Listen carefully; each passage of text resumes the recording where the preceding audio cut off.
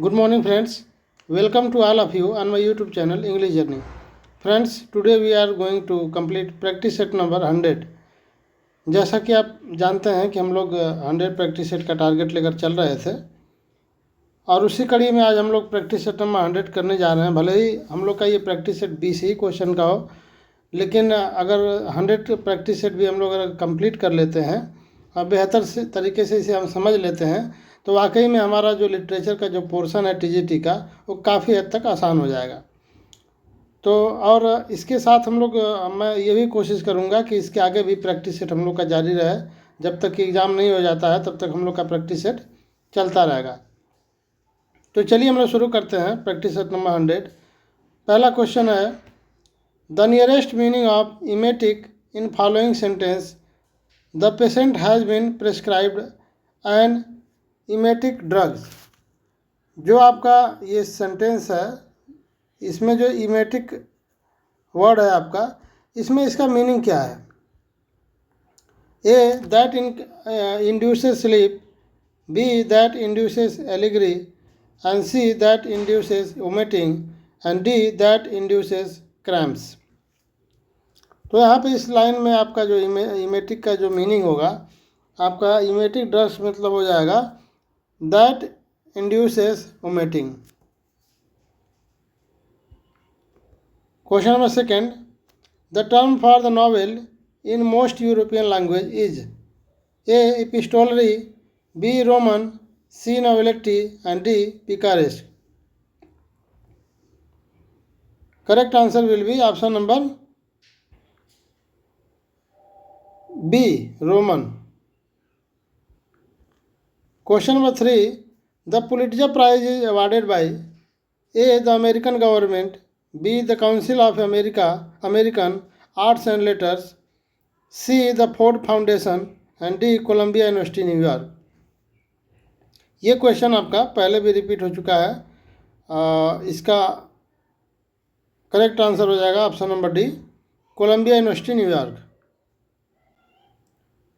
Question number 4, the meaning of the idiom to keep one's shirt on is A, to be in trouble, B, to praise oneself, C, to control one's temper, and D, to example very alternative। तो आपका correct answer हो जाएगा to keep one shirt on means हो जाएगा आपका to control one's temper. Question number 5, one of the following is an epistolary novel. A, Pamela or Virtue Rewarded, B, Gil Blas, C, The House of the Seven Gables, and D, Moll Flanders। तो जो आपका epistolary novel है इसमें आपका वो है आपका Pamela, सब टाइटल जिसका है वर्च्यू रिवार्डेड, जो कि किसके द्वारा लिखा गया है? ये सैमुअल रिचर्डसन के द्वारा, सैमुअल रिचर्डसन। और ये आपका पब्लिश हुआ था आपका 1714 में। क्वेश्चन नंबर देखिए यहाँ पे क्वेश्चन नंबर 6 होना चाहिए और क्वेश्चन नंबर 5 पड़ गया है। ये आपका 6 हो जाएगा। Question number 6, select the mismatch pair of synonyms. A, vexatious irksome, B, incumbency का ऑब्लिगेशन, सी, लुगुब्रियस का चीयरफुल, एंड डी, इम्प्रोपेटी का अनक्रप्सपुलोनस। तो आपका इसमें जो है जो मिस मैच आपका सिनोनिम्स है वो आपका हो जाएगा ऑप्शन नंबर सी, लुगुब्रियस। लुगुब्रियस का अर्थ होता है आपका, लुगुब्रियस का अर्थ होता है रंजीदा, रंजीदा, या आप कह सकते हैं शोकाकुल या उदास कह सकते हैं। और यहाँ पे चीयरफुल आपका इसका एंटोनिम्स हो जाएगा, सिनोनिम्स नहीं होगा इसका। तो ये आपका मिसमैच पेयर आपका ऑप्शन नंबर सी है। देखिए इसमें सब में प्रैक्टिस सेट वो जो क्वेश्चन नंबर है वो गड़बड़ पड़ गया, इसको ध्यान देना है। ये आपका 7 हो जाएगा। Select the mismatch pair of idioms and phrase, to bell the cat, to take lead in danger, to fly off the handle, to get into a race and lose self-control, C, fair and square, का successful, and D flash and blood means human nature. तो इसमें हमें mismatch idioms find out करना है। तो आपका to bell the cat का अर्थ हो जाएगा to take lead in danger, ये आपका सही है। बी आपका to fly off the handle, इसका मीनिंग हो जाएगा to get into a rage and loss control, ये भी सही है आपका। यहाँ डी है फ्लैश एंड ब्लड, जिसका मीनिंग होता है आपका ह्यूमन नेचर। यहाँ पे ऑप्शन नंबर सी आपका जो है मिसमैच है। फेयर एंड स्क्वायर आपका, इसका मीनिंग आप जानते ही हैं, ये ऑनेस्टी होना चाहिए इसका। सक्सेसफुल यहाँ पे हो गया है, तो ये आपका रॉन्ग है। Next question, select the correct synonyms. A equity का ऑब्सोलेट एब्सॉल्व, बी यूजुअल का ऑर्डिनरी, सी हम्बल का ओवरबियरिंग, एंड डी डेसोलेट का बैरन।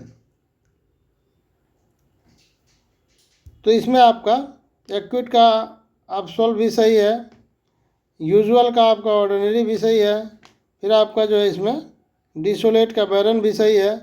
रॉन्ग आपका है हम्बल का ओवरबियरिंग। हम्बल मीन्स आपका विनम्र हो जाएगा, और ओवरबियरिंग का अर्थ हो जाएगा आपका दबंग हो जाएगा, दूसरों पर रौब जमाने वाला हो जाएगा, जो कि हमारा गलत होगा। यहाँ पे आपको देखिए क्वेश्चन ये गलत हो, यहाँ पे करेक्ट नहीं इनकरेक्ट यहाँ पे होना चाहिए। इनकरेक्ट सिनोनिम्स आपका ऑप्शन नंबर सी हो जाएगा। Next question, which of the following statement is incorrect with reference to colon. Colon के संदर्भ में कौन सा स्टेटमेंट आपका इनकरेक्ट है। A colon is use to introduce a list quotation, ये आपका सही है। Option B colon is used before enumeration, ये भी सही है। Option C colon is use to separate two contracts, ये भी आपका सही है आपका। और ऑप्शन डी है colon can be use to separate two related clause, ये आपका नहीं होगा, आपका कॉलन सेपरेट क्लास नहीं करेगा, ये आपका रॉन्ग हो जाएगा। तो ऑप्शन नंबर डी आपका करेक्ट है, कॉलन के संदर्भ में इनकरेक्ट है। Next question, what is meaning of the phrase to count upon. A to be grateful, B to relax, C to clean a thing, and D to depend upon.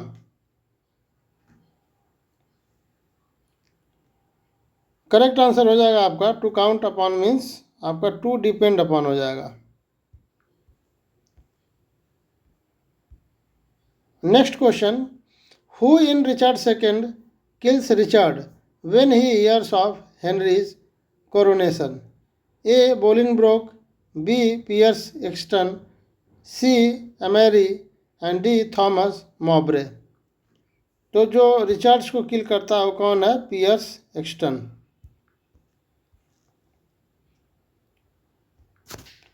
Next question आपका, who said the hero of Shakespeare great classical tragedy trilogy in Rome. A Wilson Knight, C L C Knight, C Dover Wilson, and D Edward Dowden. Correct answer is option number A हो जाएगा आपका Wilson Knight. Question number 11, in which play of Shakespeare Adam appears. A the merry wives of Windsor, B as you like it, C 12th night, and D Tempest. तो आपका जो Adam है वो किस में है, एज यू लाइक इट में appear होता है। Question number 12, what is correct about Milton's Samson Agonistes. Samson Agonistes के संदर्भ में आपका कौन सा स्टेटमेंट करेक्ट है।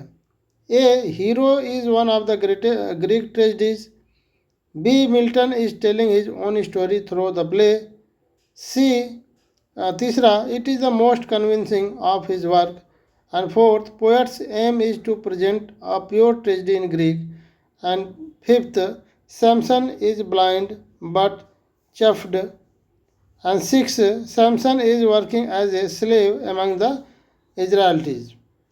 तो इसमें कितने ऑप्शन जो हैं सैमसन एगोनिस्ट के करेक्ट हैं, यहाँ ऑप्शन ए है first, second and third, option B first, second, third and fourth, C first, second, third and fifth, and D first, second, third and six. तो इसमें आपका जो करेक्ट है आपका, तो इसमें आपका देखिए ये आपका करेक्ट है ऑप्शन नंबर ए फर्स्ट। फिर आपका Milton is telling his own story through the play, second भी आपका करेक्ट है। And third, it is the most convincing of the hero, ये भी आपका सही है। फिर आपका जो है fourth, poet's aim is to present pure tragedy in Greek, ये आपका रॉन्ग है। Samson is blind but chaffed, ये भी आपका रॉन्ग है। And six, Samson is working as a slave among the इजराइलिटीज, ये भी आपका रॉन्ग है। तो आपका केवल ऑप्शन कौन सा सही हुआ, वो हुआ आपका first, second and third.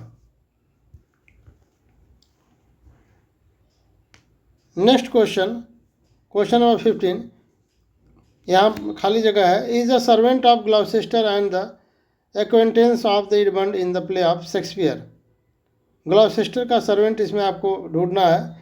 A Curan, B Oswald, C Earl of Kent and D nun. It's a very easy question, correct answer will be option number A Quran.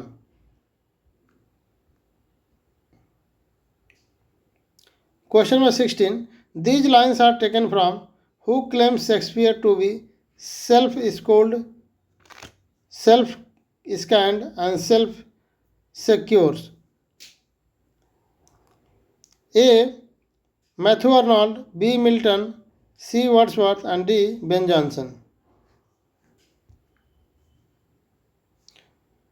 Correct answer is option number A Matthew Arnold. Matthew Arnold ने बोला है self schooled, self scanned and self, यहाँ secure होना चाहिए, secure हो गया है, self secured.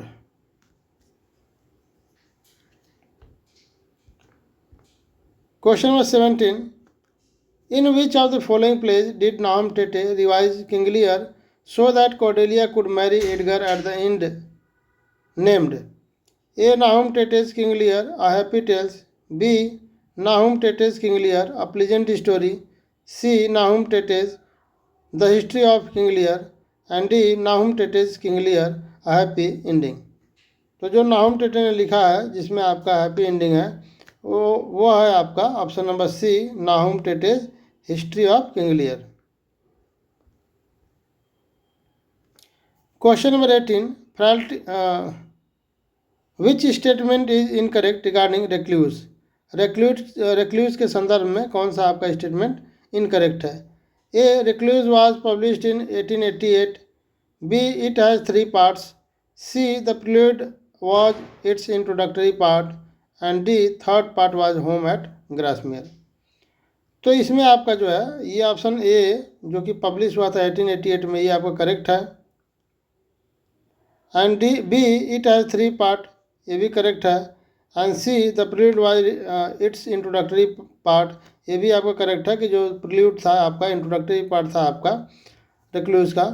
और जो ऑप्शन नंबर डी है third part was home at Grasmere, ये आपका रॉन्ग है। Question number 19, Frailty thy name is woman is a line from William Shakespeare by Hamlet, occurs in A. Act 2nd scene 1st, B. Act 3 scene 1st, C. Act 1st scene 2nd, and D. none of these।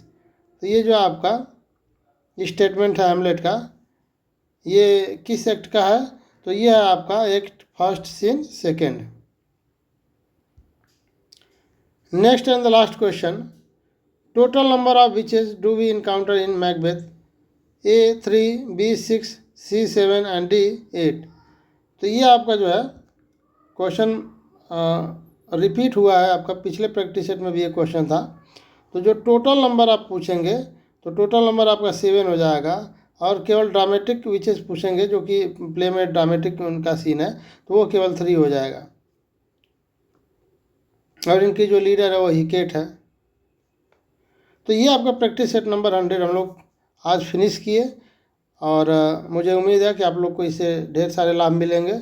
और practice set हम लोग continue करते रहेंगे जब तक कि paper नहीं हो जाता है। तो अभी फिनिश करते हैं हम लोग एक practice set. Thanks for watching.